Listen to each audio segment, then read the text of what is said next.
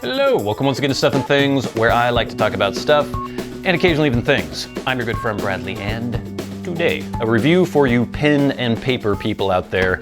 It is the ThoughtSpace leather journal. This is available on Amazon.com currently. The price is listed at $44.99, but it is currently, as of the recording of this video, on sale for $18.99. And ThoughtSpace sent me one of these for review, and they were also generous enough to include a giveaway. So stay tuned until the end of this video, and I will tell you how you can enter for a chance to win a ThoughtSpace leather journal of your own. So let's take a closer look at this baby. I'm going to use some fountain pens on it, see how it holds up to that, and just go over some of the features, how it's constructed, and what I think.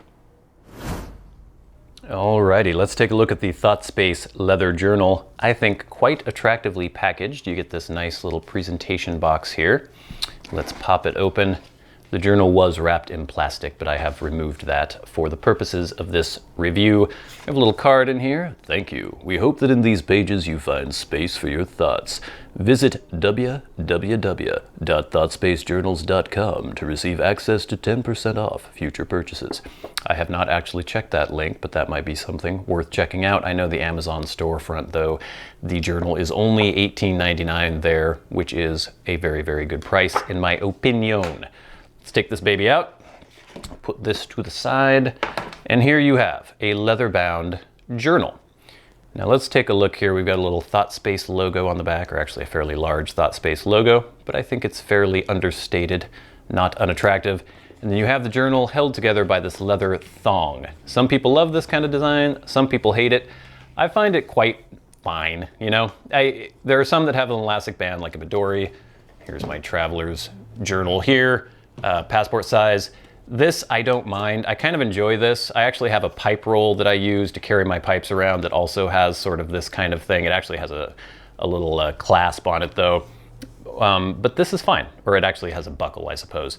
But this you can just wrap around. You don't have to if you don't want to, but you tuck it in, it keeps it closed. I like the suppleness of this leather. It is very soft, very pliable. And the cool thing about this, and they sort of mentioned it in the description of this item on their Amazon store, is it really will take on the character of you, really, the way you use it. So you can bend, you can fold, it'll get creases, you could rub it out a little bit. Everyone likes to rub things out. Get some scratches on the leather. You could, if you wanted to, maybe condition this. Sometimes when I have leather journals, other leather-bound things, I will put a little bit of boot oil or something on them. It just depends on how much you want to do, but I think just the natural oils from your hands will kind of color this. It'll darken it after a time. But let's open this baby up. Oh, and you can remove this thong if you want. It just slides out of these slots here. And then basically what I would do is maybe just close it like that. It's up to you. But here we have a 240-page leather journal. So I think it's 120 sheets, 240 pages. It is this sort of craft paper style. They say in their description that it is 100 GSM paper, and it definitely feels like that to me. It's all lined except for the first couple pages. You have a title page here where you could write down your information, perhaps a phone number or something if you lose it. Another little ThoughtSpace logo. And then you have sort of these individual inserts that are sewn in.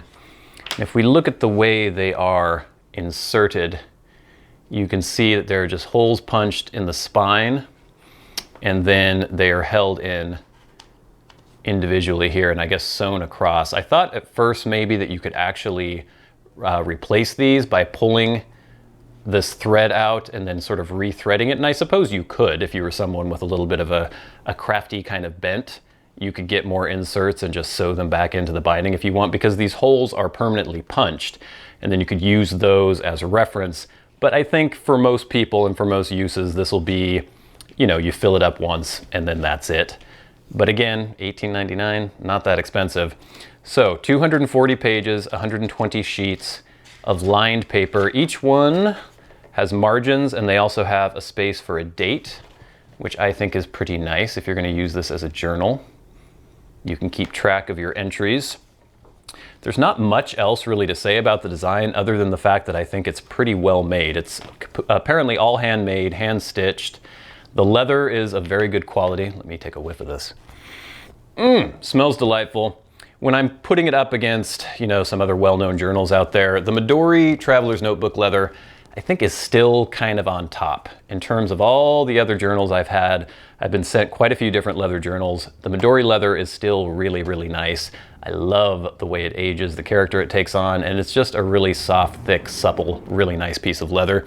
This is nice as well, maybe not quite up to the level of the Midori, but still quite nice. But now let's take some pens and we will do a little writing in here and see how the paper holds up. 100 GSM, it should do pretty well, but it does seem pretty absorbent. It does not have the sheen that like a paper like Clairefontaine might have. So it seems like the ink might soak in a bit more. That could be good, that could be bad. We'll have to see. All right, most of you will probably be using this journal with a ballpoint pen, I would assume, so we'll try that first. I can't imagine that it will have any trouble.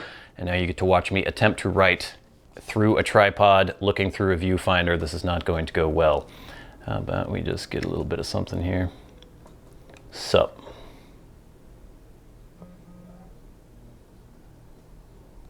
What's up? It's basically the same thing. All right, this is a Sharpie, but it is a very fine-tipped Sharpie. We will write something with this. Yo. Sup. You know, it's a greeting. This is a Sharpie. Big old fat Sharpie. Let's just draw some curly coilies. And then we've got a really thick Sharpie on this end. Yo. All right, now what have I got here? This is an extra fine Lamy 2000. Oh, it's a train, everybody. I'll be right back. This is a very long, very loud train, but I think the worst of it is over. It is still going by, but we're going to press on. This is an extra fine Lamy 2000, as I was saying, and we shall write a little bit with this. Extra fine, it should be perfectly capable of handling this, but let's just see here. I am writing in a notebook. I cannot even see what the hell I'm writing through this tripod, and I'm sure it looks horrible. I do notice this paper does kind of soak in a little bit more, so even if you're using an extra fine, your lines might end up a little thicker than they might be on a different type of paper. And it seems like maybe the ink can't quite keep up as well as it would on a more glossy finished paper because the ink is soaking in more. It also could be that this is almost running out of ink, but be that as it may, we will press on to another Lamy 2000. This one has a medium nib. We're just gonna draw some, actually, let's just put down a nice layer of ink here. This is Pilot Iro Shizuku Tsukio, I believe. A nice midnight blue. It also ends up looking darker on this paper, I believe, than it does on some more glossy papers. And then, I don't know if this is gonna show us much. I don't have any broad pens inked up right now. I think I only have one broad pen. I'm not a huge fan of broad. Let's unscrew that. And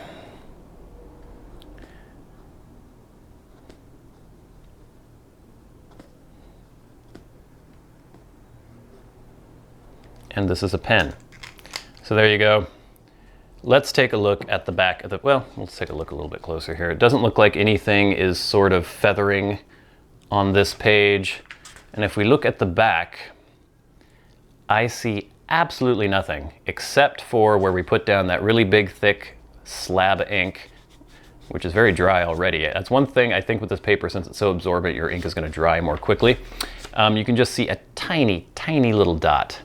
So that did quite well. And even that huge, thick slab that we did with the Sharpie, nothing is showing up. There's no show through, no bleed through. So yes, this 100 GSM paper has dealt quite well with pretty much whatever you're gonna throw with it. I think maybe if you have a brush with ink slathered on it and you throw it across the page, you might have a little bit of puckering, a little bit of bleed through. But through general use, normal use, I think you're gonna be fine. I think this journal by ThoughtSpace is a quality item, and I will give it my Stuff and Things stamp of approval.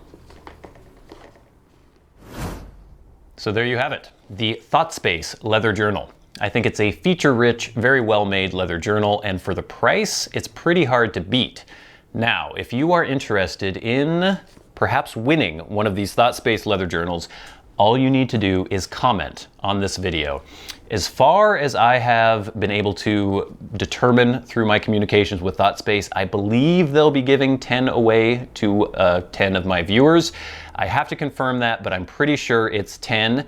And all you have to do is comment on this video, and after 2 weeks from the posting of this video, I will randomly pick however many journals they have to give away. I will randomly pick that many people from the comments, and then I will write you a YouTube message. So make sure on your YouTube profile that you have messages enabled so that people can actually send you messages.